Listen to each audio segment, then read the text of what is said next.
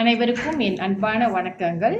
இன்றைய பதிவில் நம்ம லக்கணத்தில், அதாவது 1ஆம் பாவத்தில் ராகு பகவான் இடம் பெற்றால் அந்த ஜாதகருக்கு எப்படிப்பட்ட குணங்கள் இருக்கும், அவர் எப்படிப்பட்ட பலன்கள் தருகிறார் என்று பார்ப்போம். இந்த 1ஆம் இடம் என்பது நம்மளுடைய லக்கணம், நம்மளுடைய வாழ்க்கை பயணத்தை பற்றி பேசக்கூடிய இடம்.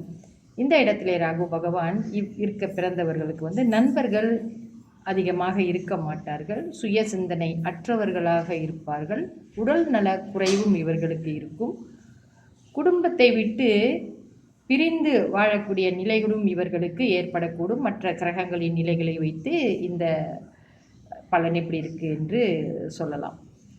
மற்றபடி குறிக்கோளற்றவர்களாகவும் இருப்பார்கள், சுற்றி திரிபவர்களாக இருப்பார்கள். அனைத்து உறவினர்களாலும், அதாவது இவர்களுடைய உறவினர்கள் ஒரு எதிரிகளாகவே இவங்களுக்கு காட்சி அளிப்பாங்க. இவர்களுக்கு பெண்ணாசை கொஞ்சம் அதிகமாகவே உள்ளவர்களாக இருப்பார்கள், கருமியாகவும் இருப்பார்கள், உடல் பலவீனமும் இருக்கும், பலவிதமான குழப்பங்கள் கொண்ட குடும்ப வாழ்க்கையாகவும் இவர்களுக்கு கொள்ள வேண்டியது வரும்.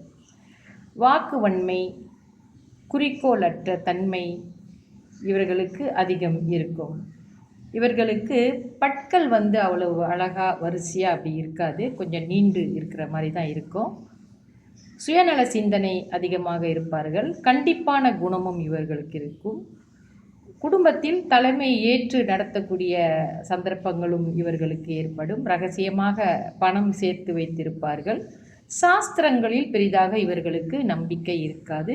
குழந்தை செல்வமும் இவர்களுக்கு அதிகமாக இருக்காது.